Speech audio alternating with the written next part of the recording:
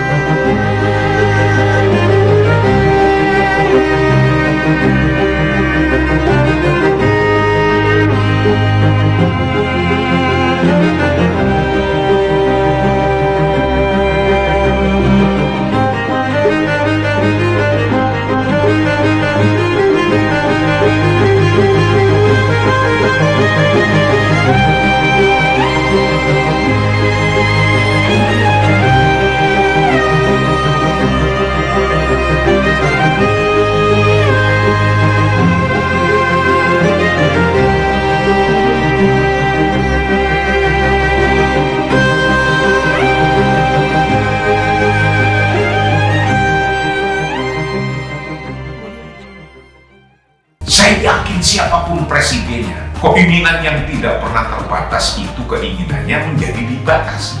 Inilah esensi puasa. Dalam rangka menyambut Ramadan 1446 Hijriah, Energi Juang News bekerja sama dengan Pondok Pesantren Ngalah Al-Falah mempersembahkan Energi Iman, menghadirkan ulama-ulama nasional dengan kajian-kajian yang menyejukkan, sinkron dan mencerahkan. Saksikan tayangannya hanya di channel Energi Juang News.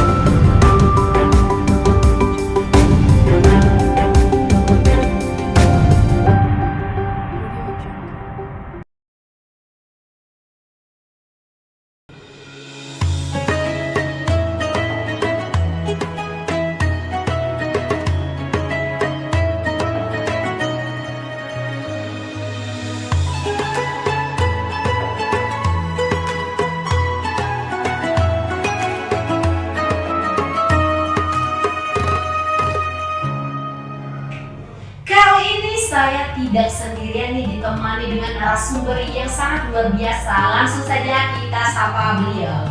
Assalamualaikum Pak Kiai. Waalaikumsalam warahmatullahi wabarakatuh.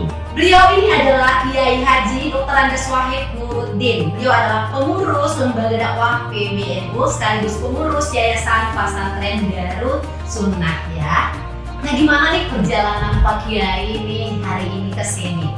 Tentunya dalam keadaan bergembira dulu ya. Alhamdulillah. Iya, baik Pak Kiai. Di sini banyak banget nih titipan-titipan netizen nih Pak Kiai. Jadi pertanyaan-pertanyaan yang sudah nih kita pilih-pilih sesuai request netizen. Tapi tunggu dulu Pak Kiai setelah yang satu ini.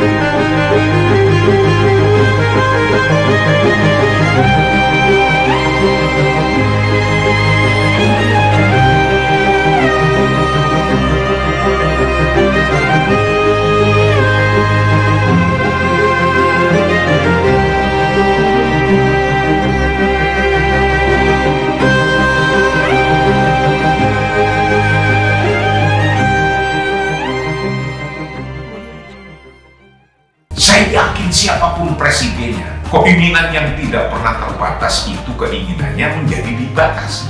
Inilah esensi puasa. Dalam rangka menyambut Ramadan 1446 Hijriah, Energi Juang News bekerja sama dengan Pondok Pesantren Ngalah Al-Falah mempersembahkan Energi Iman, menghadirkan ulama-ulama nasional dengan kajian-kajian yang menyejukkan, sinkron dan mencerahkan. Saksikan tayangannya hanya di channel Energi Juang News.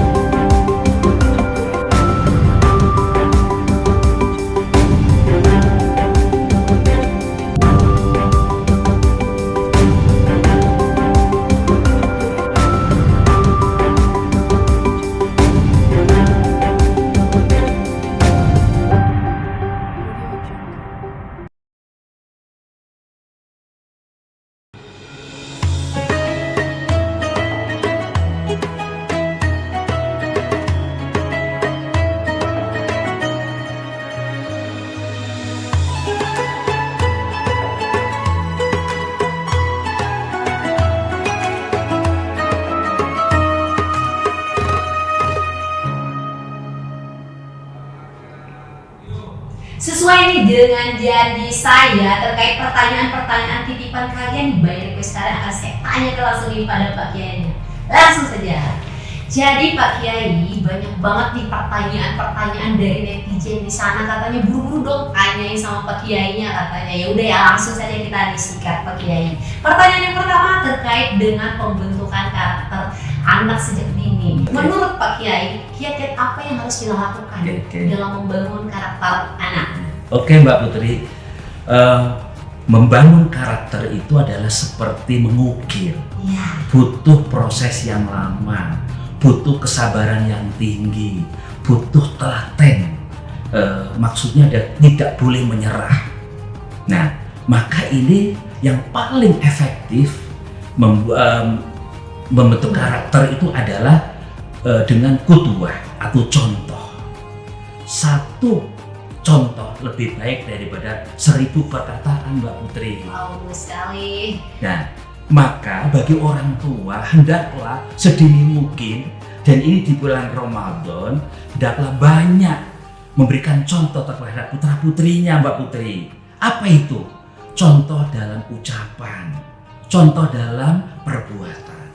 Ucapannya adalah selalu dengan disiplin yang tinggi. Perbuatannya adalah selalu dengan perbuatan yang semuanya adalah nilai-nilai spiritualitas yang tinggi. Contoh itu adalah sangat penting, Mbak Putri. Sirrul walid dhaharul alal walad. Jadi anak itu akan seperti apa? Mau jadikan anak itu hebat atau menjadi orang yang sukses tergantung dengan orang tuanya. Jadi maka oleh karena itu harus butuh kesabaran yang tinggi, tidak boleh berhenti, terus-menerus berusaha. Seperti seorang yang mengukir. Maka dengan ukiran yang detail, ukiran yang itu diukir dengan tenaga yang sangat luar biasa, maka akan menjadi sesuatu yang indah. Lah, anak jika dididik dengan karakter yang detail, penuh dengan kesabaran, maka akan menjadi anak yang indah. Anak yang qurrata ain, yaitu anak yang enak dipandang, sedap dirasa, Mbak Putri. Ya Allah, tapi nih ya kan ya Pak Kiai, banyak kita lihat problem-problem sekarang nih antara kedekatan anak dengan orang tua ini agak payah nih. Kadang-kadang nih anak ketika masuk ke rumah nih dengan orang tua tidak bertemu sapa, tidak adanya nasihat-nasihat bijak dari orang tuanya. Ini gimana nih menurut pandangan Pak Kiai? Iya, Mbak Putri, memang ini banyak keluhan juga, sangat mengeluh orang tua mendidik anak di era modern. Maka 1000 kata menjadi tidak ada artinya, tapi satu contoh itu sangat berarti, Mbak Putri. Yang kedua, Mbak Putri, kita yang namanya anak itu amanah dari Allah, titipan Allah. Anak itu adalah yang maha memiliki adalah Allah. Memang karena yang punya Allah, maka kita banyak mendekatkan diri kepada Allah. Kalau orang tua ingin anak yang indah, anak yang sukses, anak yang bahagia ke depannya, maka jangan tinggalkan seorang tua selalu berdoa kepada Allah. Maka setiap saat, setiap waktu dalam sholatnya, titipkan doa yang melekat dalam jiwa seorang ayah ibu untuk putra putrinya. Di situ Mbak Putri terjadi komunikasi yang terus menerus secara hati. Meskipun jauh dengan orang tuanya, umpamanya karena orang tuanya sibuk kerja, tapi orang tua dimanapun dengan hatinya yang selalu dekat dengan doa-doa untuk putra putrinya, maka anak itu menjadi dekat secara spiritual. Dan jangan kita itu hanya mengandalkan, mohon maaf, ilmu kita. Jangan hanya mengandalkan teori-teori kita. Karena anak itu adalah yang maha punya adalah Allah. Yang mempelai anak adalah Allah. Maka kita sering dan terus-menerus berdoa mohon kepada Allah supaya anak-anak kita dalam lindungan Allah, supaya anak-anak kita selalu dalam kasih sayang Allah. Gitu Mbak Putri. Tapi nih kalau misalnya kebalikannya gimana tuh Pak Kiai? Kadang misalnya nih terbentuknya karakter anak baik nih, tapi orang tuanya nggak baik, itu gimana nih Pak Kiai? Kan ada juga ya. Nah itu makanya kalau orang tuanya berarti nggak kasih contoh yang baik, naudzubillahi min dzalik. Maka oleh karena itu solusinya adalah, solusinya adalah apapun alasannya, dekatkan anak-anak kita, putra putri kita kepada lembaga pendidikan agama Mbak Putri. Contohnya di sekolah madrasah, contohnya adalah di majelis-majelis taklim, atau lebih bagus adalah di pondok pesantren Mbak Putri, karena di situ ada ajaran-ajaran tentang agama, bagaimana seorang anak harus diajarkan di situ tentang kedisiplinan dalam hidup, disiplin terhadap Allah menjalankan perintah-perintahnya, disiplin terhadap kedua orang tua yaitu tunduk dan taat menjalankan perintah menghormati orang tuanya. Di sekolah juga disiplin tunduk dan taat hormat terhadap orang tua. Gitu Mbak Putri. Baik, tapi kan berhubungan nih dengan soal yang disampaikan nih kepada Pak Kiai tadi kan.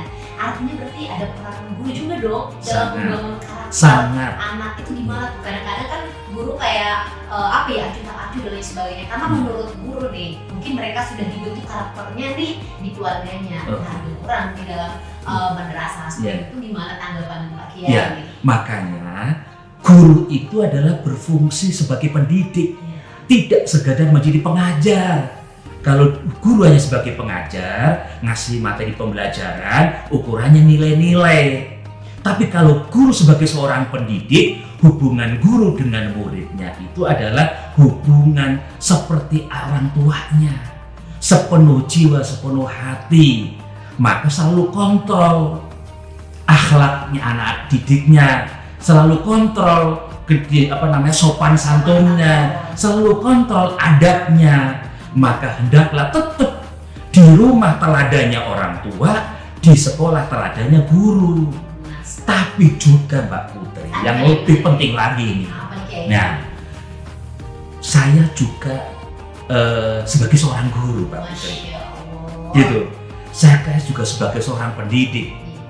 Saya juga harus memperlakukan anak didik saya seperti anak saya.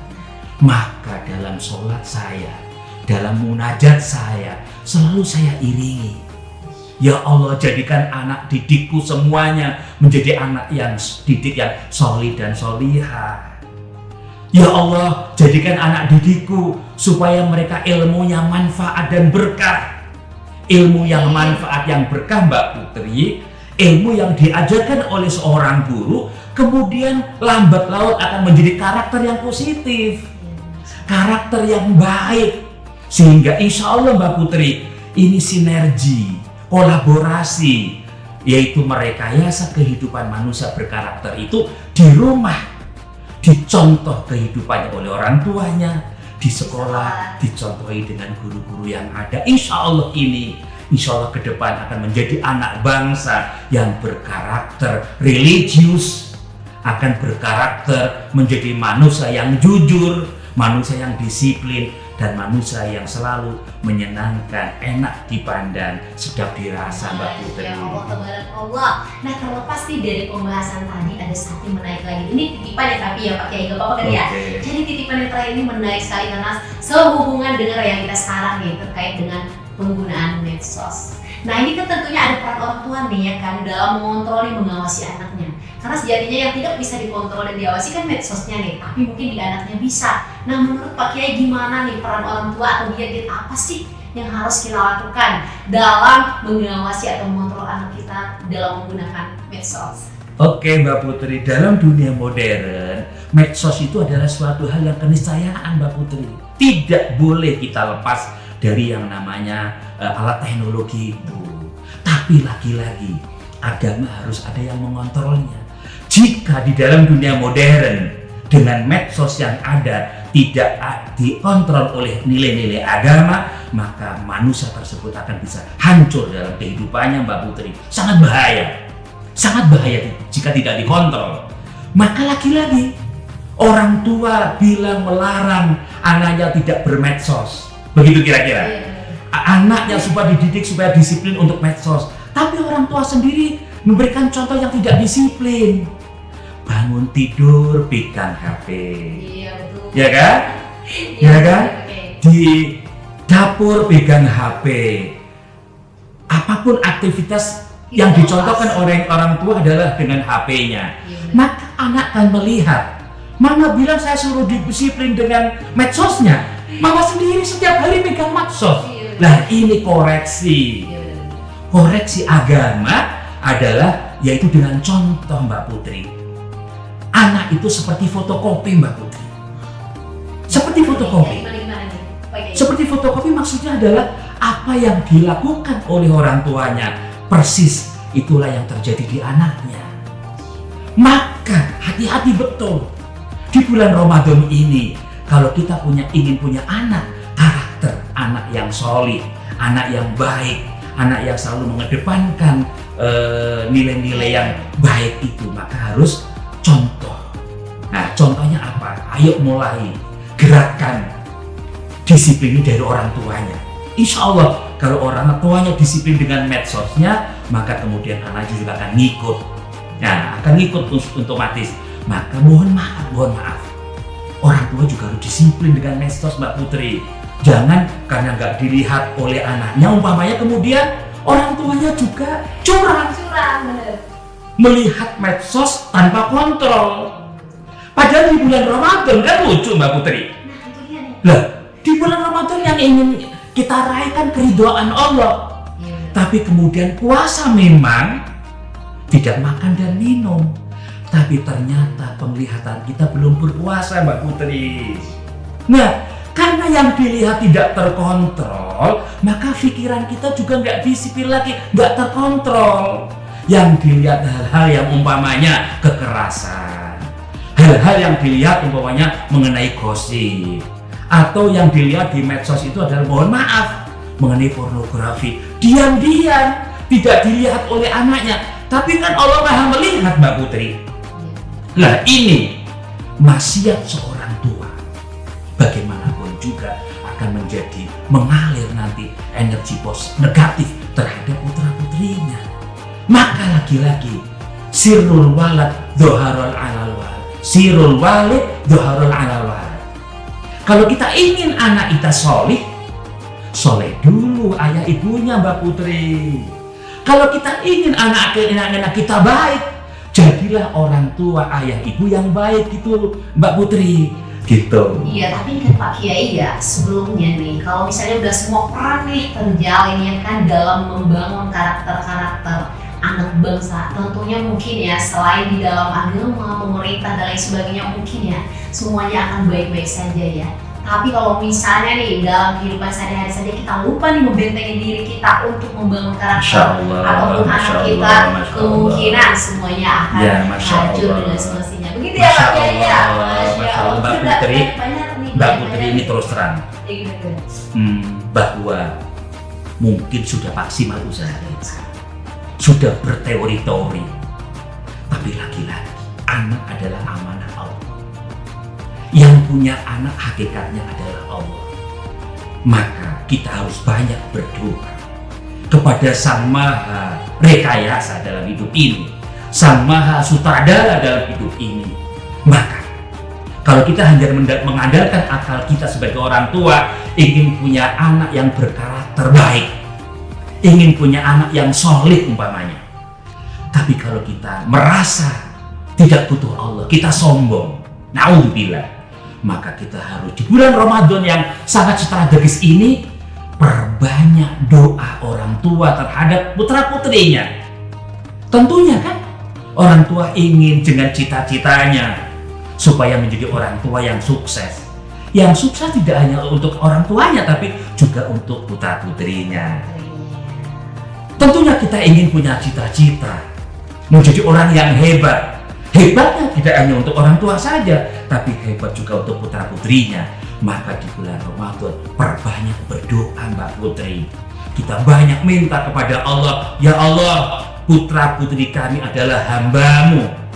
Putra-putri kami adalah titipan-Mu.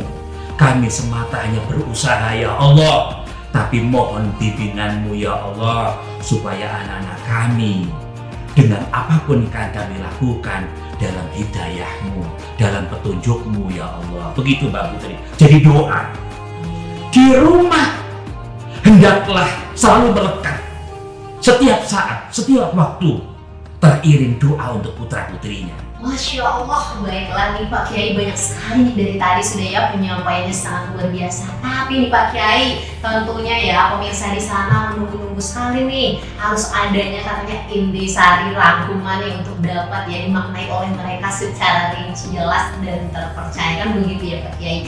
Jadi sebelum itu nih Pak Kiai, berhubung nih waktu kita kan mulai menuju nih waktunya berbuka puasa, kan begitu nih. Jadi untuk menunggu itu akan ada kesimpulan, tapi setelah apa? Setelah yang satu ini.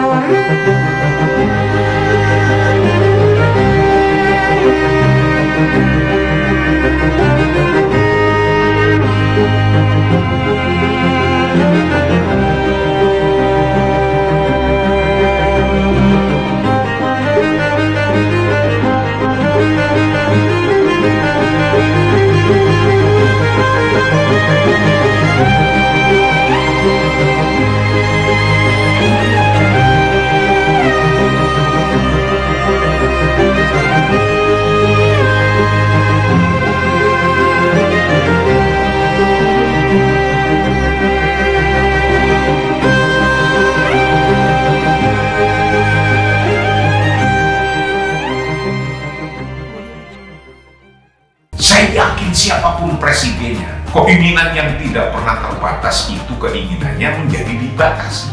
Inilah esensi puasa. Dalam rangka menyambut Ramadan 1446 Hijriah, Energi Juang News bekerja sama dengan Pondok Pesantren Ngalah Al-Falah mempersembahkan Energi Iman, menghadirkan ulama-ulama nasional dengan kajian-kajian yang menyejukkan, sinkron dan mencerahkan. Saksikan tayangannya hanya di channel Energi Juang News.